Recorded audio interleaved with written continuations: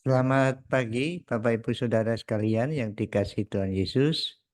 Selamat datang dalam acara Sarapan Sabda bersama saya, Pak Saparman.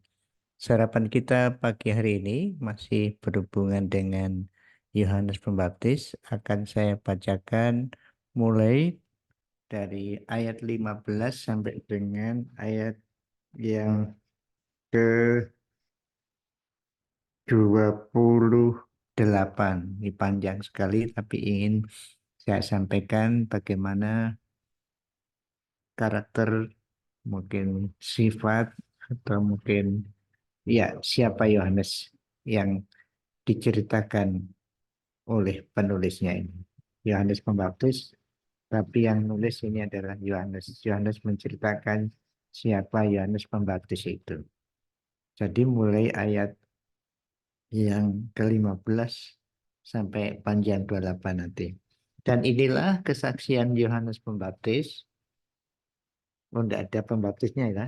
Dan inilah kesaksian Yohanes ketika orang Yahudi dari Yerusalem mengutus beberapa imam dan orang-orang Lewi kepadanya untuk menanyakan dia, siapakah engkau? Ia mengaku dan tidak berdusta katanya, aku bukan Mesias. Lalu mereka bertanya kepadanya, kalau begitu siapa engkau?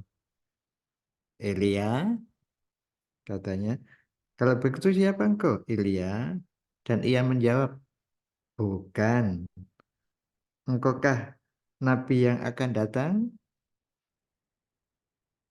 Dia dan ia menjawab, bukan. Maka kata mereka kepadanya, siapakah engkau? Sebab kami harus memberi jawab kepada mereka yang mengutus aku. Apakah katamu tentang dirimu sendiri?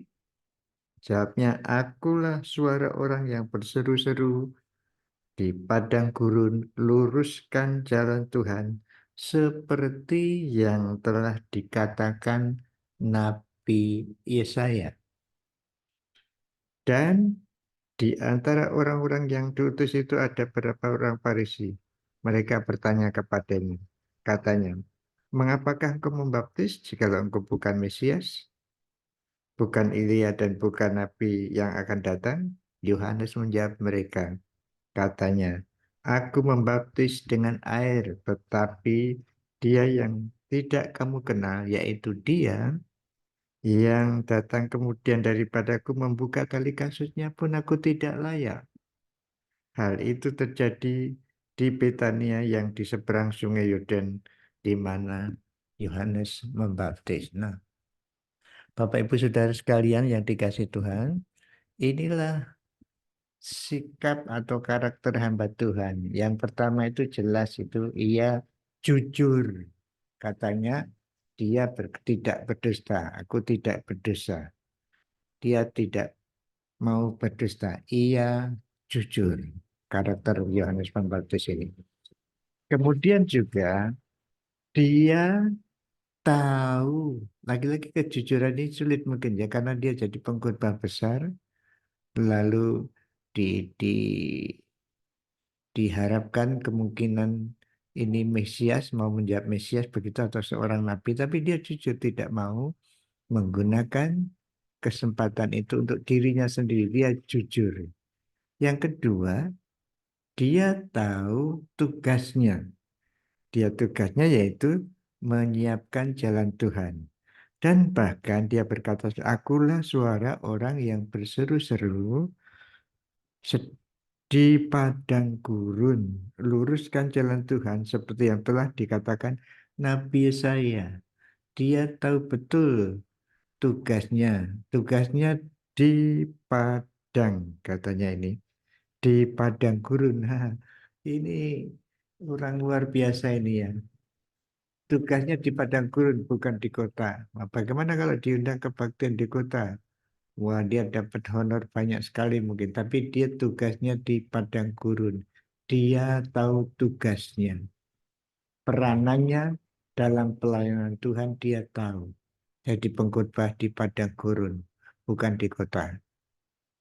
Tetapi juga dikatakan dia tahu pasti bahwa dia adalah orang yang dipilih Tuhan atau tahu panggilannya, mungkin kalau istilah sekarang tahu panggilannya, seorang yang akan menyiapkan Mesias menurut firman Tuhan Nabi Yesaya. Wah, ini luar biasa. Jadi dia membaca firman Tuhan di kitab Nabi Yesaya, kemudian dia yakin, saya ini yang dikatakan oleh Nabi Yesaya. Ini luar biasa, orang bisa mengetahui tugasnya dari Tuhan.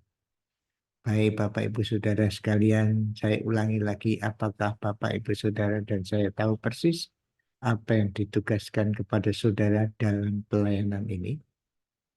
Alangkah baiknya saudara seperti Yohanes Pembaptis membaca firman Tuhan dari kitab Yesaya, dia tahu persis, oh ini saya yang disiapkan Tuhan untuk menyiapkan jalan Tuhan. Itu yang kedua tadi ya, jujur, tahu tugasnya, bahkan secara jelas panggilannya tahu.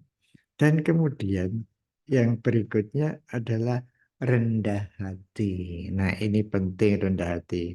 Dia mengakui katanya, aku ini cuma membaptis dengan air, tetapi dia yang kamu tidak kenal katanya, kamu dia, tapi dia sudah ada sebelum saya. Padahal lahirnya Yohanes Pembaptis dulu baru Yesus ya.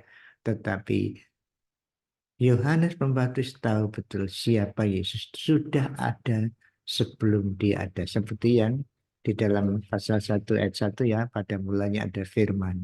Firman itu sudah ada sebelumnya, bahkan sebelum dunia dijadikan. Jadi sudah ada. Dia rendah hati dan mengatakan, aku membuka tali kasutnya pun tidak layak. Kita sama seperti Yohanes Pembaptis. Kita sebetulnya tidak layak. Kehidupan kita tidak layak di hadapan Tuhan. Kita telah jatuh ke dalam dosa, pikiran, perasaan, tindakan, semuanya sudah berdosa.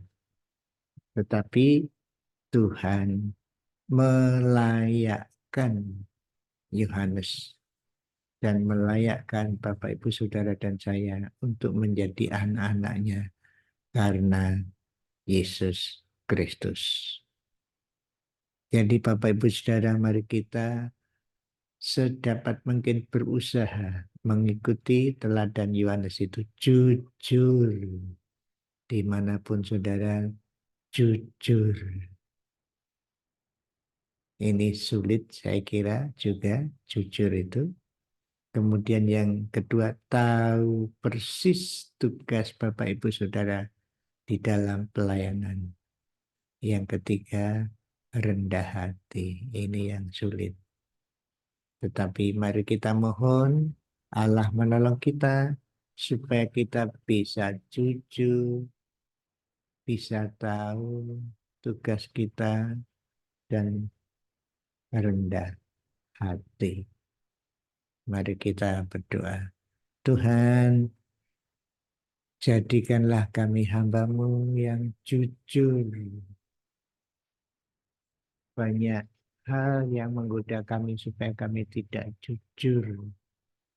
Dan ketidakjujuran merupakan hal yang biasa di dalam pekerjaan kami, di lingkungan pekerjaan kami, di lingkungan sekitar kami. Tapi kami mohon Tuhan, Engkau memberi hati yang jujur kepada kami. Kami juga berdoa Tuhan, supaya kami tahu tugas kami di bumi ini.